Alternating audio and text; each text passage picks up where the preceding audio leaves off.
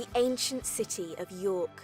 Its quaint old cobbled streets whisper its rich history, and a constant stream of tourists marvel at its architecture. There's been a garrison here since the end of the 18th century, but York was a city of soldiers long before that. Its fascinating military history stretches right back to Roman times. Like just about every schoolchild who grew up in the north of England, I have happy memories of the Jorvik Viking Centre. It stands on the site of an original Viking settlement that was uncovered by some extremely excited archaeologists back in the 70s. The place is a time traveller's delight for children of any age, and there's a whole 20% off for military personnel. My name is Stuart Perry, and my Viking name is Fastulf. Which means what? It means stern wolf, but don't worry, I'm lovely really. It was the 1st of November 866, and the Vikings, not being stupid, waited until all the Anglo-Saxons were in church, who had to leave all their weapons outside of the church as well, as part of the custom was. So they sailed into the city, got out their boats, and then as soon as the Anglo-Saxons came out of church, they met the new bosses. Brilliant. What happened then? Well, eventually, an Anglo-Saxon army tried to retake the city, but the Vikings fought them off, and from then, for nearly 100 years, you had a Viking ruler in the city of York. The Vikings aren't just confined to the museums. Fully clad Nordic warriors wandering down the streets are a common sight all year round in York. But enough of the past for now. Let's fast forward to the 21st century and take a look at the British Army's York base today and its plans for the future.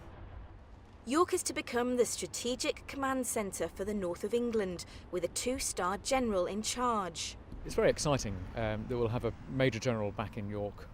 In the past, we had the headquarters of the 2nd Division here, and for a while we haven't had that level of representation. The British Army has 2 division commanders, and one of them is going to be here in York. So for the region, for the city of York itself, that represents a major accolade. The newly named Headquarters 1st UK Division is rebasing from Hereford in Germany. Around 100 personnel will be coming. With their families, this will make just under 400 in total. There are also a small number of 1 Division Operations Intelligence and 1 Military Intelligence who will be creating a new unit in York. Headquarters 1st Division has undertaken a huge transition in the last year, shaking off the armoured division role and taking on a new adaptable force role where we reinvent ourselves as a light division. Poised, postured, ready to deploy, and moving across to York gives us the opportunity to embrace that change. Infil Barracks, located in Fulford, is one of the 2 main camps in York and lies just a mile from the city centre. It is currently home to 2 signal regiments and is soon to be where Headquarters 1st UK Division will operate from. It has everything you expect from a normal garrison. It has obviously armed welfare service. It has a cracking little hive and also a fantastic community centre. It has numerous classes on the evenings, from art classes to painting for children, but also it has a toddler group as well, which runs during the day, which is available for families. Sophia. It's got great sporting facilities. And also the key point I think that makes Fulford and York such a good place is the job opportunities for the spouses. The food hub at Infil is the Kohima restaurant, open from 7 a.m. daily, offering pay-as-you-dine facilities and, the chef claims, very tasty food. It's excellent, as in all military establishments. Does everyone agree with you? Of course they do. And do you have competitive prices? I would like to think so. I don't think you could find a 3-course meal in the evening for $1.99 anywhere else, which includes a soup, a main meal and a dessert. For a quick stop shop, there's the local supermarket on the base, but because the centre is so close, most head into town to do their shopping there. There's a designer outlet and 2 big shopping centres, all within easy reach. Yeah, Infil Barracks is fantastic. I mean, you've just got York down the road, so it's straight into a city centre, and it's absolutely picture perfect. There's also a brand new education facility on the camp. As well as offering basic maths and literacy and all the Army career courses, they have a dedicated resettlement advice team and an e-learning centre, available both to those serving and service leavers. We've got a fantastic facility here that is custom built and ready for the guys coming through, and we are increasing our courses by 60% to ensure that all the units coming through are catered for. And this is something that is open to not just military personnel but also their families. Like York itself, the camp oozes with history. The first cavalry barracks built here in 1795 have largely been demolished. A lot of what you see here today sprang up in the late 1800s. In the First World War, York came under attack from German Zeppelins. In one of the most severe raids, 18 bombs fell in just 10 minutes, causing severe devastation to the city. In the Second World War, troops from York were involved in the battles of Imphal and Kohima, one of the turning points in the fight against the Japanese. Imphal Barracks was named to reflect that victory. Tucked away in a corner of Imphal is the Kohima Museum. This is the only museum in the whole country that concentrates and focuses entirely on the Burma campaign, with an extra added focus on the Battle of Kohima.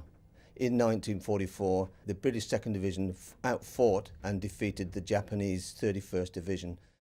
Up until Kohima, the Japanese had never had a defeat, and after Kohima, the Japanese army never had a victory.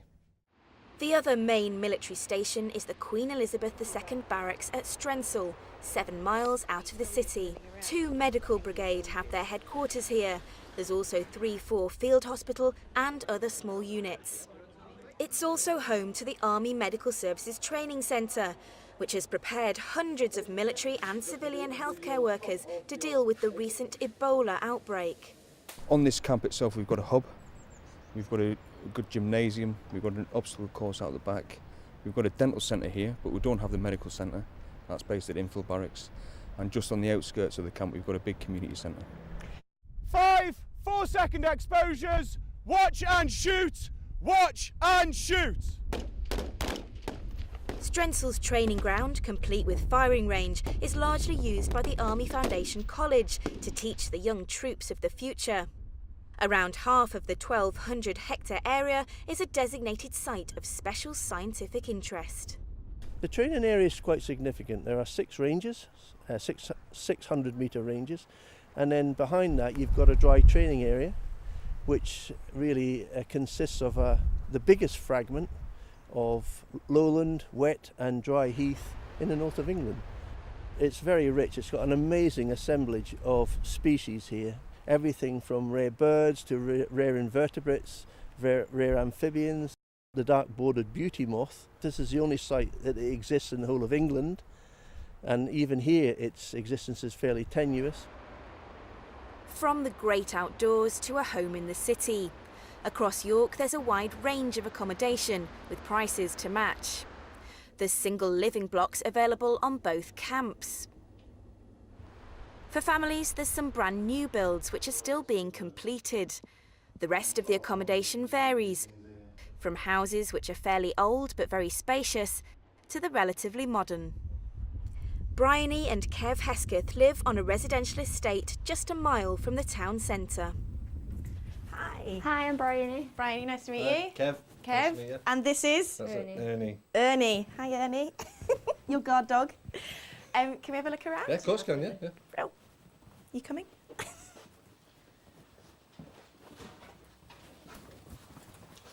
So this is the kitchen. It's nice and bright. This is quite a modern kitchen, but they do differ. There's loads of room for your appliances and plenty of plug sockets. Perfect, sounds good. We have a downstairs toilet and 2 cupboards where there's plenty of storage. So this is the master bedroom. Yeah, this is the master bedroom, and we also have 2 other bedrooms with good spacious wardrobes and enough room to put everything. How does it compare with the places you've lived before? We have a lot more storage here actually than a lot of the other places, so it helps because we've got a lot of children. To help accommodate the surges in personnel required for York's new strategic role, an old nuclear bunker is currently being demolished at Imphal Barracks to make way for a brand new block. This will also provide further single living accommodation for longer term staff. York welcomes millions of visitors every year. It's often described as the capital of the north and sits right in the middle of Yorkshire. It's surrounded by two of the UK's most spectacular national parks, the North York Moors and the Yorkshire Dales. And it's within easy reach of Scarborough, Whitby and Filey on the east coast. It's also got excellent transport links to Edinburgh, Newcastle, Leeds and London, with London being just an hour and 50 minutes away by train. It's a very compact city. It takes about 20 minutes to walk from one side to the other. We've got the walls surrounding the city, which are absolutely beautiful to walk on. Lots for families to do. We've got the dungeons, York Dungeons, the Jorvik Viking Centre, which is a recreation of a Viking city. We've got the York Chocolate Story, boats up and down the river, and lots of shopping. So it's really fantastic for all the family. So for the mummies, daddies, the children, everybody, different ages as well. York Council is also embracing the military newcomers and have even prepared a special welcome pack ready for their arrival. It's a great base for exploring the north of England and everything that it has to offer. I can't think of a better place to serve. Give me 3 words to describe York. It's picturesque. It's very lively. Historic, cultural and convenient. It's historically significant and fun. You happy with that? 3 words to describe York: traditional,